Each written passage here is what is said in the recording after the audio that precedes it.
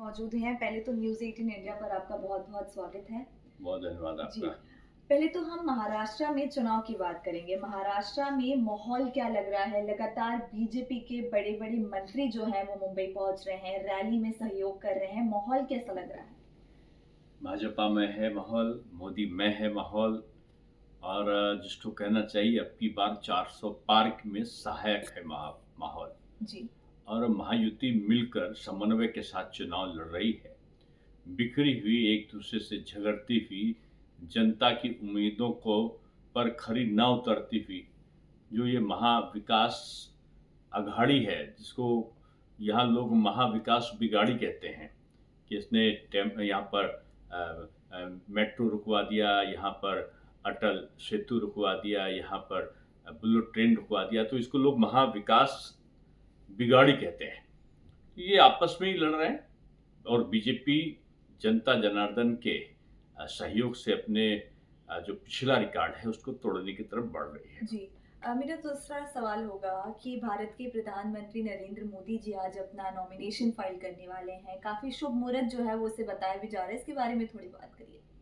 देखिए, माननीय प्रधानमंत्री जी के उसमें कल जो जन सैलाब उतरा है, मैंने अद्भुत दृश्य पहले भी देखा है कि जब काशी कॉरिडोर का लोकार्पण हो रहा था, बम बम बोल रही है काशी, मगन हुए काशी निवासी, ये उद्बोधन था। और आज मैं कह सकता हूं कि बम बम बोल रहा है काशी और प्रसन्न हुए भारत निवासी। आज पूरा भारत प्रसन्न है। आज गंगा का विशेष महत्व है। गंगा के तीरे पहुंचे हैं माननीय प्रधानमंत्री। आज गंगा सप्तमी है और गंगा सप्तमी में भी आज पुष्य नक्षत्र का योग है और रवि योग भी है, आज सर्वार्थ सिद्ध योग भी है आज। और इस दिन गंगा का नाम मात्र लेने से ही सारे जितने कष्ट हैं वो दूर होने का उल्लेख अपने पुराणों में आता है। आज जो पुष्य नक्षत्र है, 3 बजे तक का जो सर्वार्थ सिद्ध योग है और उसी के बीच में माननीय प्रधानमंत्री जी ने जो आज अपना नामांकन किया है, मैं समझता हूं कि ये सर्वार्थ सिद्ध योग पूरे भारतवर्ष के लिए है।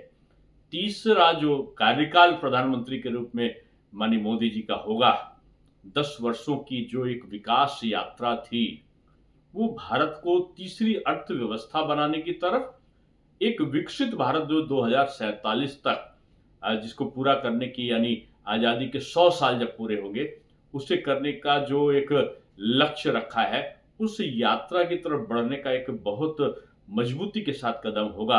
111वीं बार प्रधानमंत्री मन की बात जून में जब 4 जून के बाद कहेंगे, तो मैं समझता हूँ इस भारत का एक राजनीति की दशा और दिशा दोनों पूरे देश में बदलेगी। जी। अभी तक 4 चरण के जो चुनाव हुए हैं, अगर मैं दूसरे शब्दों में कहूँ तो बीजेपी और उसके सहयोगी एब्सोल्यूट मेजॉरिटी पा चुके हैं। ऐसा जो अनुमान आ रहा है अपने कार्यकर्ताओं की रिपोर्ट से देखने में, और मैं कह सकता हूं कि जो 5वां चरण या उसके बाद का चरण है वो 400 पार की तरफ जाएगा। जी। देखिए, जहाँ पर आप लोग 400 पार के नारे लगा रहे हैं, वहीं विपक्ष कह रहा है कि 400 पार इस बार नहीं होना है, सिर्फ माहौल बनाने का प्रयास जो है वो बीजेपी करती नज़र आ रही है। नहीं, ठीक है, बीजेपी माहौल बनाती है और विपक्ष माहौल बिगाड़ती है। विपक्ष अफवाहें फैलाती है और ये भी कहती है कि 400 आ गए तो वो जो है आरक्षण समाप्त कर देंगे, संविधान बदल देंगे।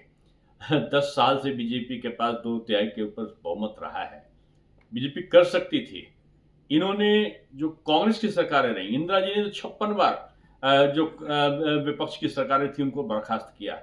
मनमोहन सिंह जी, नरसिम्हा राव से लेकर राजीव गांधी तक ने सरकारों को बर्खास्त करने का हिटलर शाही फरमान जारी किया और एक रिकॉर्ड बनाया था। मोदी जी ने 10 साल में किसी प्रकार की छेड़छाड़ नहीं करी संविधान में। साहबानों के प्रकरण में संविधान में छेड़छाड़ की किसने? कांग्रेस की सरकार ने। लेकिन कश्मीर से धारा 370 हट जाए है, ये बीजेपी ने किया, लेकिन संविधान की धज्जियां उड़ाने का काम कभी भी नहीं किया। मोदी जी ने कहा है कि उनके रहते और बीजेपी के रहते किसी की हिम्मत नहीं है जो संविधान से छेड़छाड़ कर सके या आरक्षण की तरफ आंख उठाकर देख सके। जी। देखिए मैं समझता हूँ कि ये चुनाव इन विपक्ष की अफवाहों को, जो हमारे कार्यकर्ताओं और नेताओं का जवाब था, वो जनता ने स्वीकारा है। जी। देखिए, हम महाराष्ट्र की बात करें तो महाराष्ट्र में लगातार सभा हो रही है, रैली हो रही है। ऐसे में जिस तरीके से संजय राउत, उद्धव ठाकरे, नरेंद्र मोदी पर टिप्पणियाँ कर रहे हैं, उन्हें ज़मीन में गाड़ने की बात कर रहे हैं, उनकी तुलना औरंगज़ेब से कर रहे हैं, इसे आप किस तरीके से देखते हैं? संजय राउत जी को लोग हंसी मजाक वाला एक मशखरा के से ज्यादा नहीं देखते। प्रधानमंत्री को औरंगजेब बता देंगे। मैं समझता हूँ उनको शर्म भी आना खत्म हो गई है। और जहां तक आदरणीय शरद पवार जी का प्रश्न है, शरद पवार जी अपने बारामती में भी हार रहे हैं। एक भी सीट नहीं पाएंगे और बारामती में भी हारेंगे तो 1 लाख से ऊपर से हारेंगे। जी। उनके राजनीतिक अस्तित्व पर प्रश्न चिन्ह लगेगा। और शायद इसीलिए उन्होंने बीजेपी की जीत को देखते हुए अभी कहा भी है कि छोटे दलों को, यानी उन्होंने शिवसेना को और अपने आप को कहा है कि राष्ट्रीय दलों में शामिल हो जाना चाहिए। जी। बीजेपी की अपनी नेतृत्व, नियत और जिसको कहना चाहिए नीति है।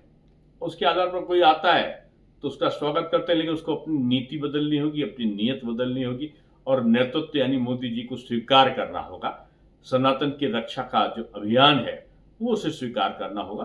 लेकिन मैं ये नहीं कहता कि कौन हमारे तरफ आएगा कौन नहीं आएगा, लेकिन राजनीतिक रूप में अस्तित्व दो लोगों का निश्चित रूप में समाप्त होगा। ये एक है आदरणीय शरद पवार जी और आदरणीय उद्धव जी। जी। तो उद्धव जी ने बीजेपी को 2019 में जो जनादेश मिला था, उसका जनता के जनादेश का अपमान करके वो कांग्रेस के छल कपट में आ गए थे। बाला साहब जिनको कहते थे